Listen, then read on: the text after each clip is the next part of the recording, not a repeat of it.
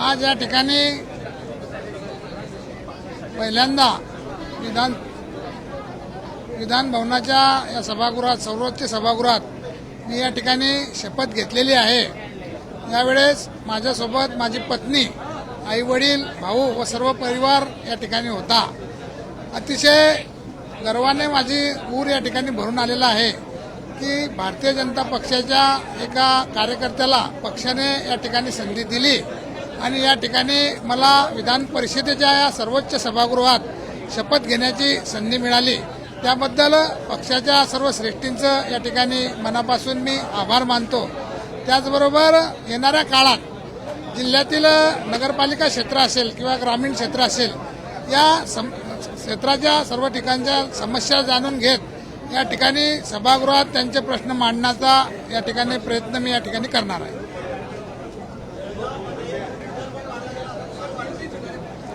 100% जळगावमध्ये युती धर्माचं पालन झालेलं आहे। भारतीय जनता पार्टी असेल, शिवसेना असेल, राष्ट्रवादी असेल, सर्वच पक्षाच्या नेत्यांनी त्या ठिकाणी मला खंबीरपणे साथ दिलेली आहे। त्याचबरोबर अपक्ष आणि महाआघाडीची मतं घेण्यात आम्ही त्या ठिकाणी यशस्वी झालेलो आहोत।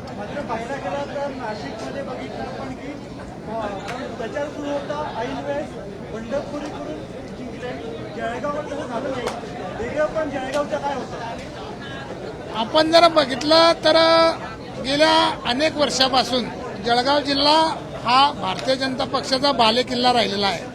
त्याचबरोबर जळगाव जिल्ह्यात महायुतीचाही चांगला संयम त्या ठिकाणी आहे।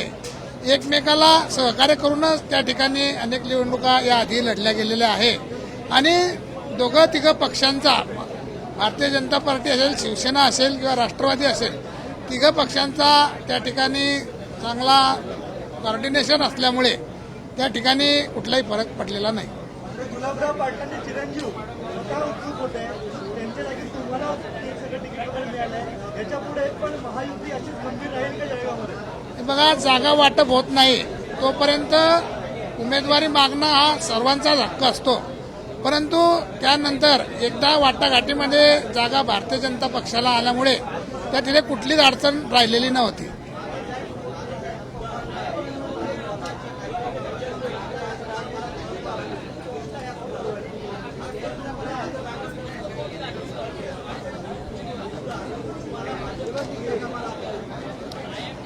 मी 2007ला या ठिकाणी राजकारणात आलो आणि त्यावेळेस खडसे साहेबही भारतीय जनता पक्षात होते, परंतु त्यानंतर खडसे साहेबांनी वेगळी भूमिका त्या ठिकाणी घेतली।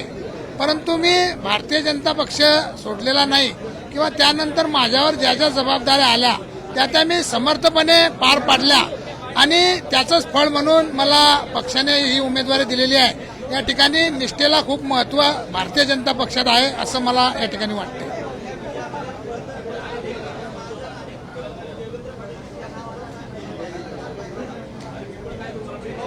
या ठिकाणी माझ्या निवडणुकीत सुरुवातीपासूनच आमचे नेते आदरणीय देवेंद्रजी असतील किंवा गिरीशभाऊ असतील, यांनी खूप त्या ठिकाणी मेहनत घेतली। देवेंद्रजींनी सर्व आमदार महोदयांशी या ठिकाणी चर्चा करून भारतीय जनता पक्षाच्या आमच्या उमेदवाराला त्या ठिकाणी आपण मदत करावी अशी त्यांनी चर्चा केली।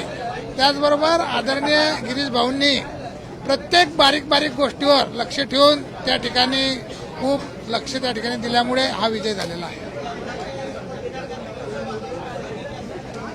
खूप आनंदाचं वातावरण या ठिकाणी होतं, कारण मी एक साधारण शेतकरी कुटुंबातून त्या ठिकाणी येतो आणि गेल्या 20 वर्ष पार्टीचं काम करत असताना अनेक वेळा त्यांच्याकडे दुर्लक्ष झालं परिवाराकडे। त्यांनी त्यावेळेस कदाचित राग व्यक्त केला असेल, परंतु यावेळेस त्यांना असं वाटलं की यांच्या मेहनतीला या ठिकाणी फळ मिळालं, म्हणून सर्व परिवारामध्ये खूप आनंदाचा क्षण त्यावेळेस होता।